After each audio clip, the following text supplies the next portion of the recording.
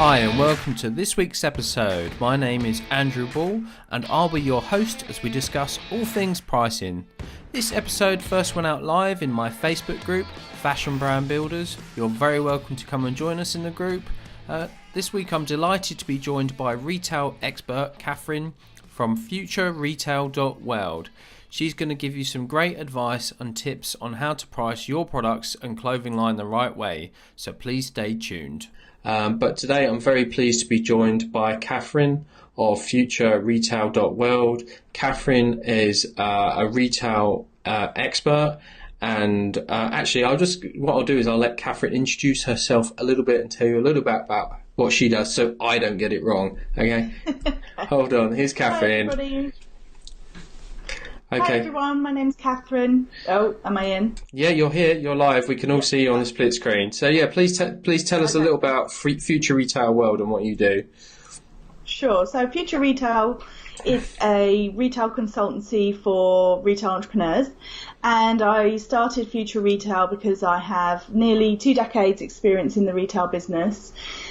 In particular, I spent 15 years in clothing, so I've worked for various different retailers in the US and in the UK, specifically in women's wear and clothing. And I started the agency because I felt that the future of retail really does belong to independent retailers who are blazing their own trail and doing something innovative and different. I'm sure you've all seen the news of the difficulties that there are on the high street at the moment, but as far as I'm concerned, that's a really great opportunity for people who want to do something a bit different, and there's certainly going to be more and more niches that people can carve out. So that's why I created the agency, to pass on some of my knowledge and help independent retailers create profitable businesses that will last for the long term. Great, that's a very thorough introduction. But I suppose your expertise, because a lot of people in this group, there's a few boutique owners in this group, and this video will be going out on YouTube and so on as well. But a lot of people, not everyone's retail based, and that's great if they do want to work for you. But some of your expertise around pricing can be applied to e-commerce brands as well. Is that right? Of course. Well, I mean, retail simply means selling to customers. So e-commerce, 100%, stores, it's all the fundamental basics of retail, the kind of real key elements of what makes up a retail business. They are consistent across e-commerce and stores. So things like your pricing and your product, your and then the biggest difference then between e-commerce and stores would be more about your promotion, how you're actually selling to the customer. But the fundamentals about what products you should pick and how you should price them are consistent across all retail models, really. Fantastic. All right, great. So moving on to the topic of today's webinar, why do fashion brands need a pricing strategy? I think it's really important if you're starting up with a fashion brand or thinking about starting one, then the pricing strategy is something that you want to get nailed down really early on. And that's because you want to create a consistent message that's going out to your customers. And one of the things that creates a consistent message is how much you actually charge for your goods. So everybody has the price points in mind when you think about, to give you 2 very different examples, you think about Prada, people who automatically have a sense, they might not know the exact prices that Prada charges, but they're going to have a vague idea of how much you're expecting to spend when you walk into a shop. And the same is true for Primark. It goes all the way from the lowest to the highest. So the price that you charge for your goods is effectively sending a message to your customers. So you want to get that straight right from the get-go. Where approximately do you want to pitch yourself? Do you want to be entry? Do you want to be, fast fashion? Do you want to be higher end? But it's something that you need to get straight to help create consistency as you go through your journey. Okay, that's great. So yeah, it's part of the brand story that the brand's telling. The price itself enforces the value, I suppose, and helps set the perception about what the brand's doing, what it offers. Yeah. When in the production cycle should we start thinking about pricing? Well, pricing should be something that is considered right from the very beginning. In fact, often what you'll see in clothing retailers is that they create almost a dummy range. So they will say, we know that we want to have 5 entry price dresses at £95, and we're going to have some which are in the mid range at 160 and some exit at 300, or whatever their particular pricing range is. So they will start almost with the pricing before they even really get into any other details. And what that does is it informs every single step of the production process. So if you know that you're going for something which is one of your entry level price point dresses, then you're not going to choose certain fabrications that you just know aren't going to make you any money once you've made them up. So really it should be almost one of the very first things that you do. Now, it's not to say that you can't tweak it along the way. Often what you find is people decide they're going to create a £95 dress. It comes back from the sample comes back from the manufacturer. Either it looks something really special and you think, you know what, we could get a bit more for that, or you might look at it and say, do you know what, actually I think we need to bring that price down. So you can tweak it along the way, but it's definitely, one of the first things that you do when you decide to create a product is decide how much you want to sell it for. Okay, brilliant. I think that's great advice. What market research should we be undertaking before we start pricing our products? Where should we be looking out there and seeing what else is going on? Well, I think that what you have to remember with your pricing is that there is an element to which your pricing is a function of your brand strategy, but also ultimately the price that you want to charge is the price that your customer is prepared to pay for your item. So a great way to find out what your customer's prepared to pay is actually talk to them. So go out there, talk to your customer, and it's always easier when you're doing market research like this is don't necessarily ask them about their potential future purchases. So, because what you quite often find is if you show somebody a top and you say, would you pay £120 for this? Half the time people kind of go, yeah, sure. But actually, if you pull it back and you say, right, when was the last time you bought a top?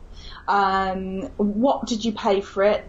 What was the most expensive top that you've bought? What's the least, what's the kind of average? If it was a really special occasion and you were splashing out and it was your birthday, like what would you spend? So go back and ask them about their prior purchasing history, and that will give you a lot of insight into how much your ideal customers would kind of roughly in the ballpark where they'd be willing to pay.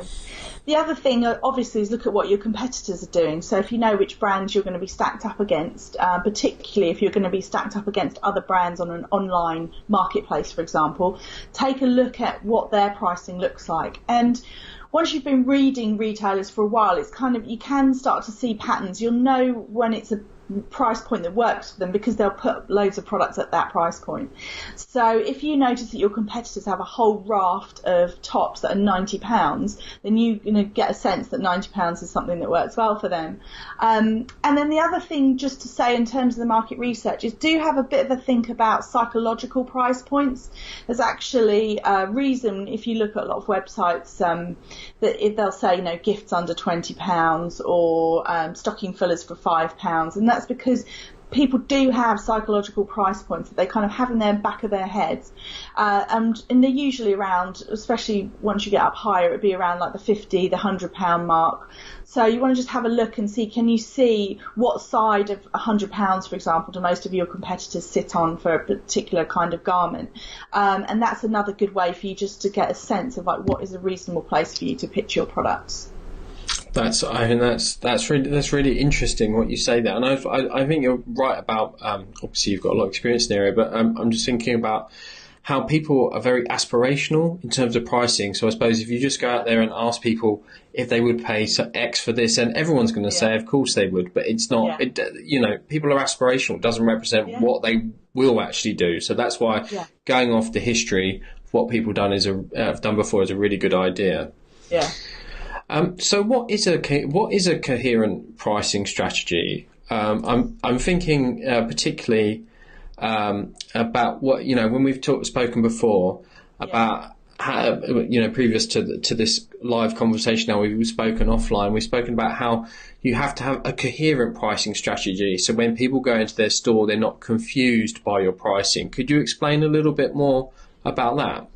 Yeah, and it's a really important consideration. And again, because you've got to have a coherent strategy as it compares to your competitors, which is, again, as I said, especially important if you know that you're going to be competing against them in an online marketplace, and people can literally just filter on tops and see all tops from different brands. But you also have to consider when you're in your own space, when you're in your own website, again, a lot of people will shop by category.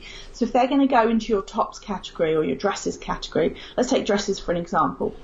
You want to make sure that when you look at all your dresses on a page, if you ranked them from lowest to highest price, which again a lot of people do shop that way, then does it make sense, the increments that you go up? So for example, is it that £85 is your simplest dress, and then when you look at a £95 dress, it's also simple but it has a sleeve, for example, or then you go up to £110 but you've got some kind of embellishment. So if you're not sure if your pricing falls into this category, get a couple of your friends who aren't really that close to your business, maybe someone who's not kind of been in the ins and outs of it with you so much.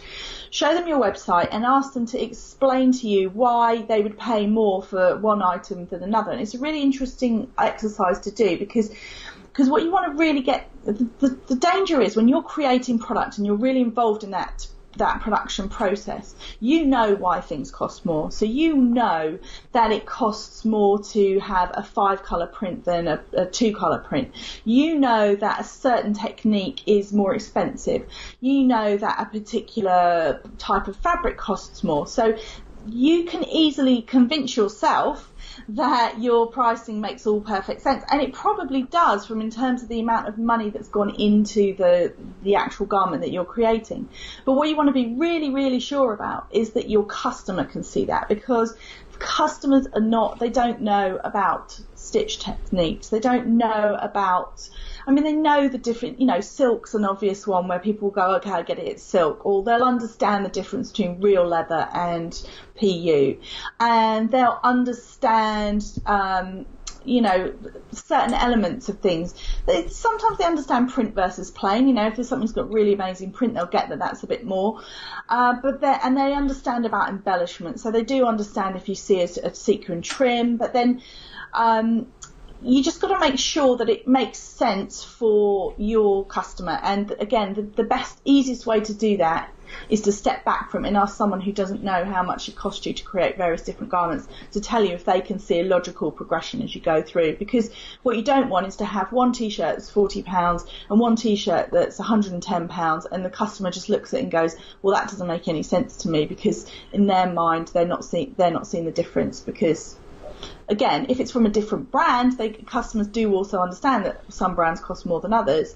But if it's within your own space and you're literally just competing against yourself, then you want to make sure that it's pretty clear to the customer what's going on. And when we spoke before, as we spoke about the example of Hugo Boss, for example, about the fact that they have different sub-brands, don't they? So they have the main Hugo Boss brand, and they have Boss Orange. So those are two clearly differentiated price points for that business, right? Exactly. And the consumer understands that. The consumer totally understands that, and you'll see a lot of retailers.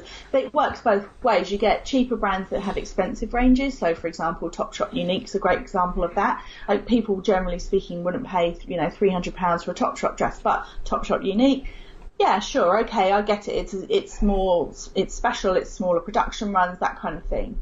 I worked at Coast. That's where they put all of their really exit price point, because they did a collaboration once with V&A, and some of those dresses were nearly £800. So again, but it's under a limited edition sub-brand.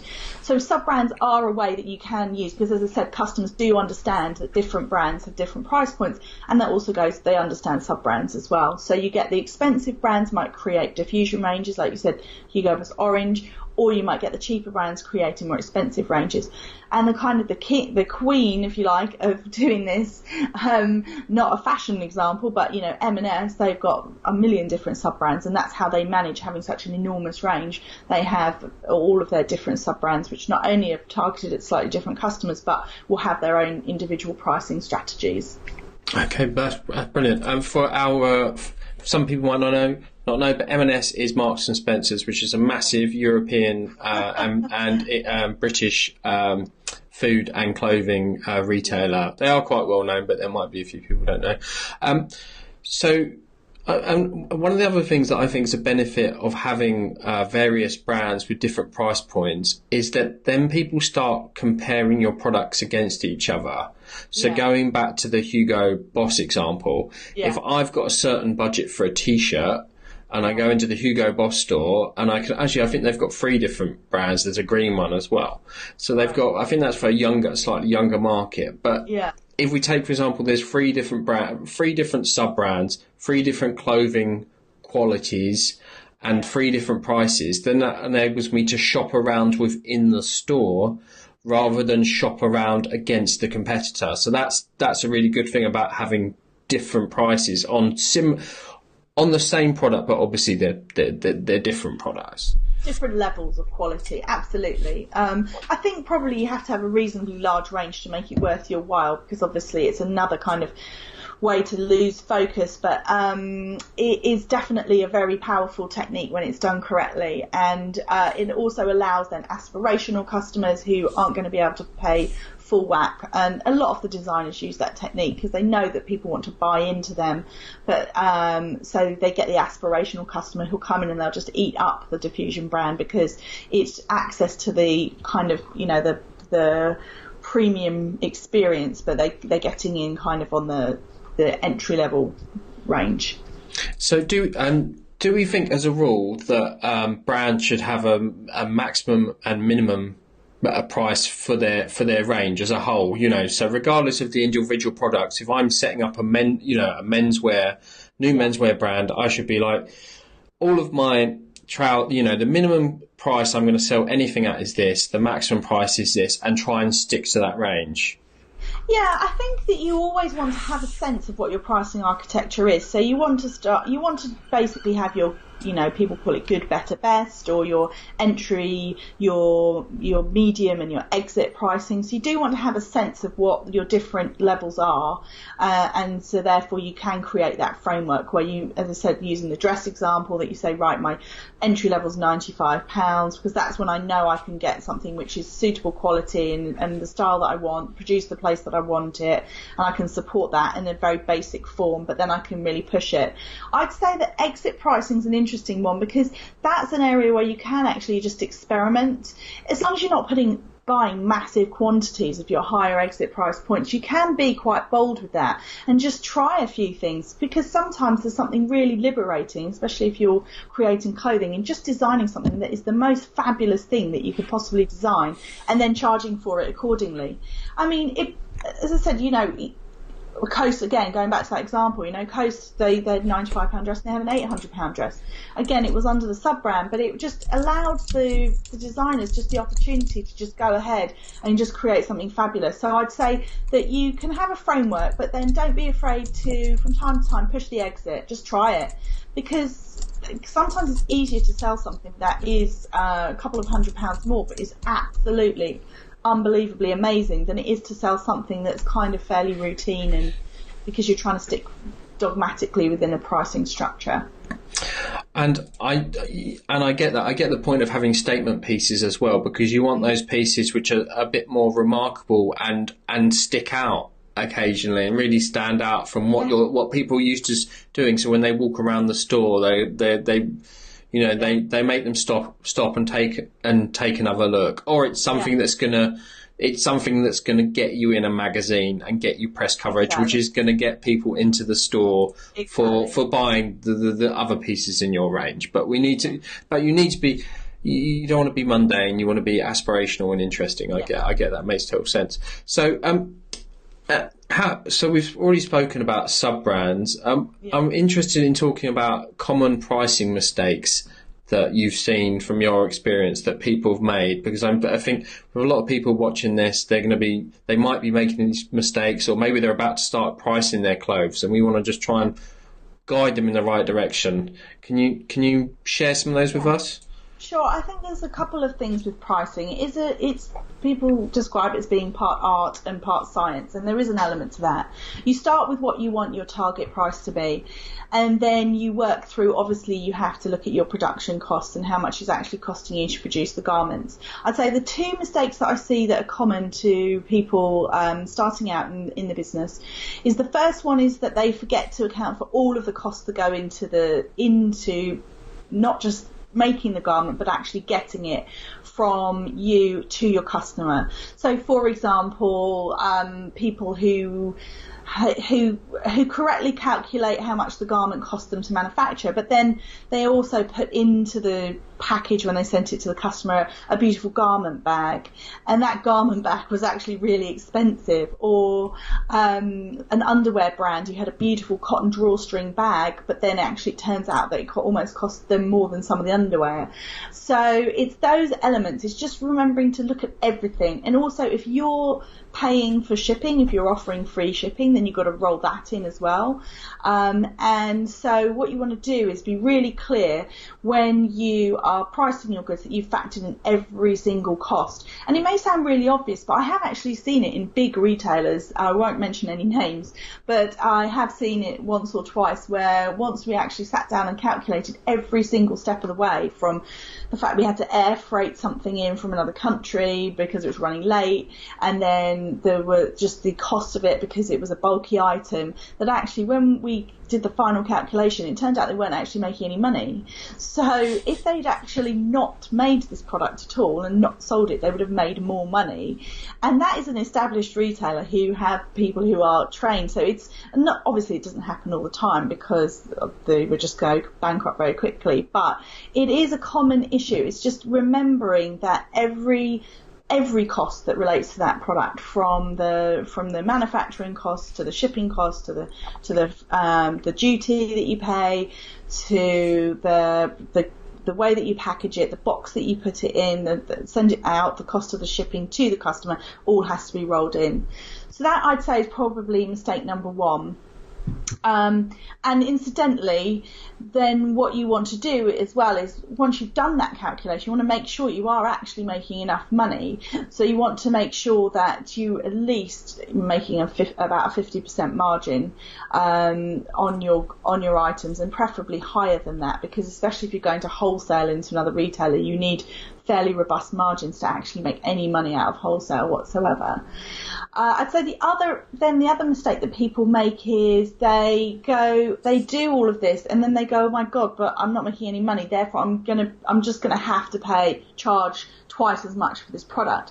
But I think that it's a real mistake. You've got to look at pricing from the customer's perspective at every step of the way, and you have to ask yourself some really hard questions. So if you know that after all of your research and everything that you've done, that say £150 is the price that your customer will pay for a top, and then you go through the whole process and you do it and you manufacture it, or you get all the costs back and everything, and you look at the pricing and you go, do you know what, I can't support it at £150, it's going to have to be £200. If the customer isn't going to pay £200, you're better off either going back to the drawing board, seeing if you can look at some way of reducing your costs, or look at another option, because you can't. The customer won't play ball. If you put it out at £200 and you know that it's £150 is the right price for it, all you're gonna do is have to end up discounting it, and also it can then alienate the customer if you're being inconsistent with your pricing. But that is a common error, and you even see it when you look at the way people are told to price goods. They're often told to take their costs and then multiply them by a certain factor. But I do think that misses out on the point that the customer ultimately is the person who's going to determine what they're willing to pay for your garment. I think that's totally clear and makes a lot of sense. Yeah, at the end of the day, we can put the price what we want on our goods, but it's up to the customer if they want to pay them or not. Yeah. That's very clear. And I think shipping is a big one as well. And I think personally, you should mark up your shipping as well. You should put, because that's your time as well, actually packing the product up and sending it out to people. Yeah. You need to allow for that as well. Yeah. And okay, all right, cool. And moving on. So have you got any? Are there any differences between retail and e-commerce pricing strategies? Do you think, Catherine? Is there anything we need to think about differently? Obviously, postage is one, but is there anything else? Yeah, I think, as I said, you want to be aware if you're selling your products in more than one channel. So if you're selling it in a physical store and selling it online, it is a very worthwhile exercise for you to do for every different channel that you have. For example, if you're selling it on a marketplace, plus you're selling it through your own website, plus you're selling it through your own store, plus you're wholesaling it, is to sit down and really work through. So you take one item, the same item, and then model, if I sold it in my store, how much money at the end of it would I have left? And if I sell it on my website, same thing. And if I sell it through wholesale, same thing. And just to kind of go through every single sales channel that you have and make sure that you're really, really clear where you make the most money, because it also helps you make decisions about where you focus your time. It helps you make decisions about where you actually put your stock, because you may not, in theory, necessarily have a huge amount of it. So if you do have scarce stock, then you want to just make sure that you're kind of giving that stock or allowing it to sell through the channel where it's going to make you the most money. It's definitely a worthwhile exercise.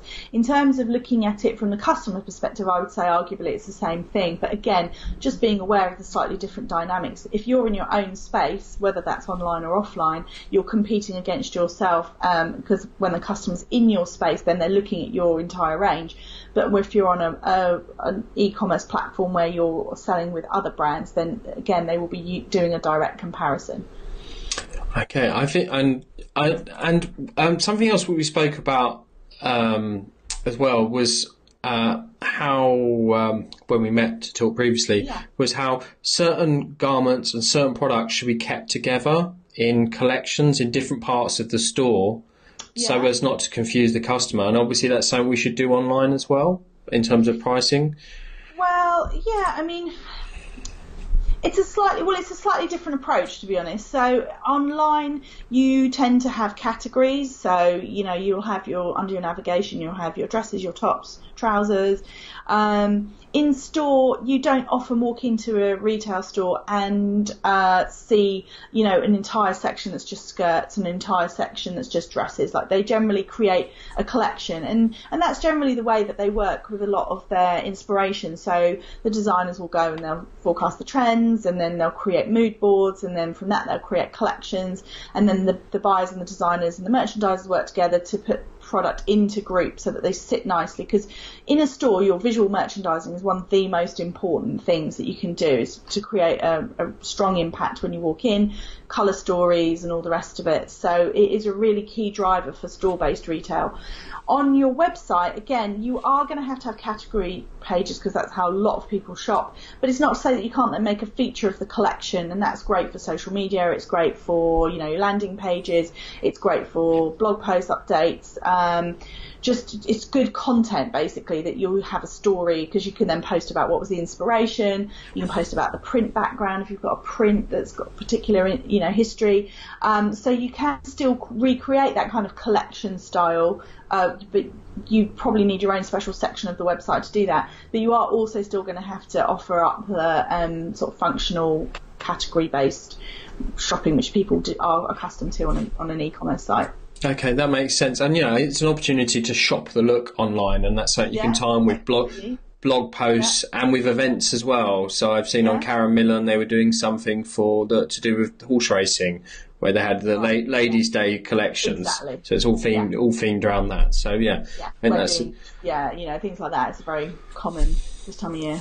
And I think that's also for a lot of brands, actually, that's something to focus on as well, because people are going to be searching online for what shall I wear for Ascot. So these are good search opportunities for you. I'm getting off the subject here slightly, but it's still a good opportunity for your clothing to be found if you put them together in a look or collection online as well. Yeah. Okay, so are there any a lot of people are going to be watching this video, going to be early stage fashion brands. So have you got any other advice about the pricing that you want to share with them?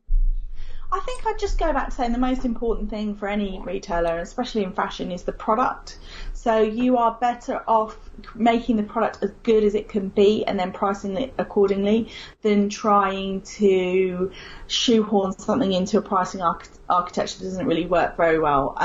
People will pay a bit more for something really extraordinary, and it's really worthwhile keeping that in mind, that you're better off, especially if you're a startup brand. You're not going to have a massive range. You are going to be pretty niche just by the fact that you're starting out, and nobody's going to start out and immediately create 1,000-piece collection. So you are going to be quite small to start off with anyway. So it's worth just really thinking about the best product that you can make. So think about, obsess about your customer. What do they want?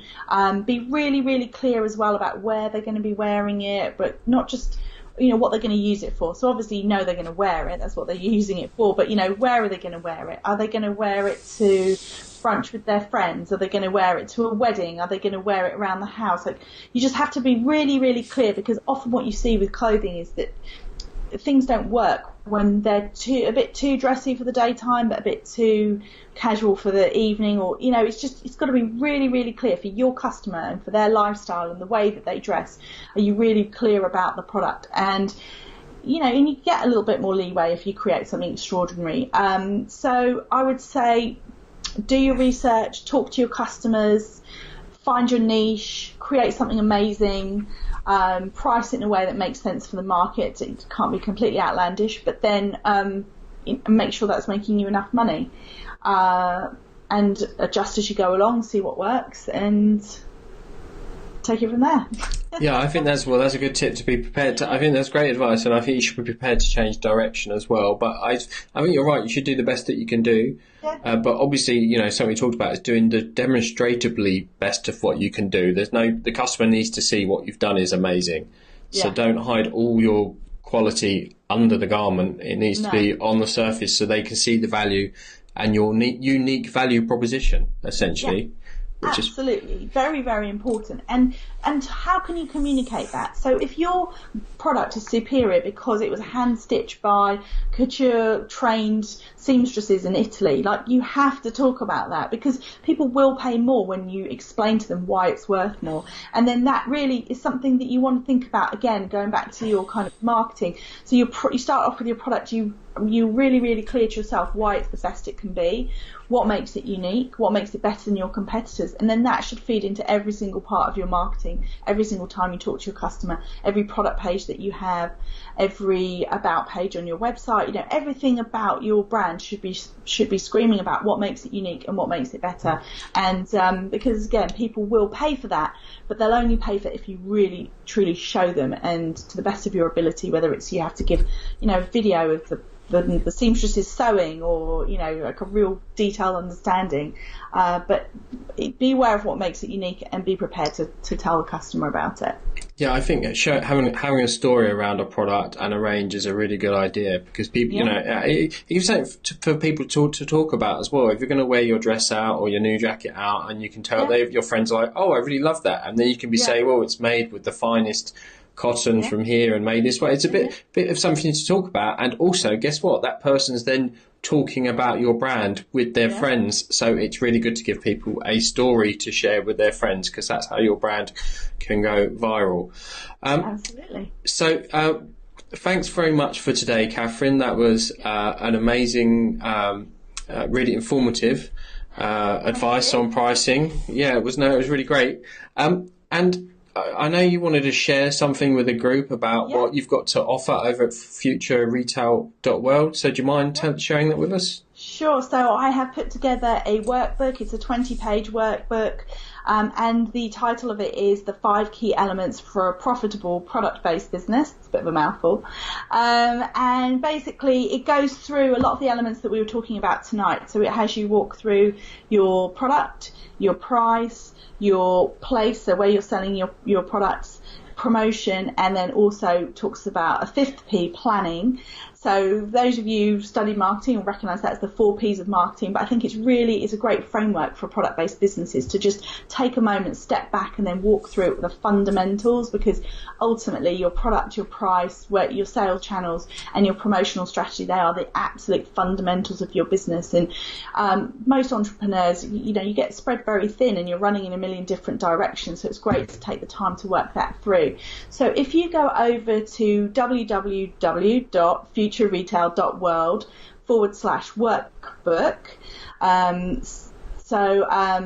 Andrew, you're going to be able to post that if I send you that link. Will you post it as well? Yeah, I will. Of course, I'll post it, and people can see your website address down the bottom of the screen as well. But yeah, we'll add it to the comment on the video as well. Don't worry. Excellent.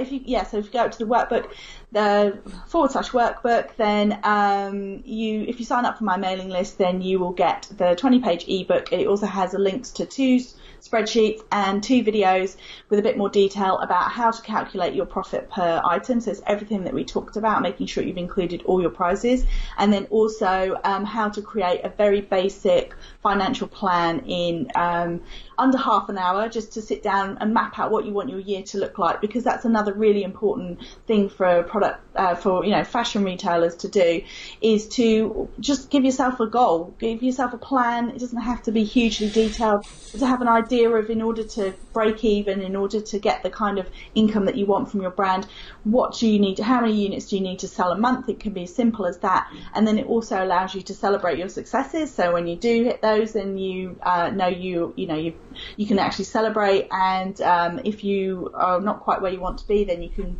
do a bit more digging. But it's very hard to get where you want to go unless you've got a clear plan. So come on over to futureretail.world/workbook, pick up the workbook, and hopefully it'll be really useful. Great. Well, thank you very much, Catherine. Thanks for watching this week's video. If you enjoyed it, please like this video, and if you want to stay tuned with what we've got coming up, then also subscribe to our channel and don't miss out on our next cool training video. You are also very welcome to come and join us over at Fashion Brand Builders, our Facebook group. I will see you all again soon. Thanks for watching.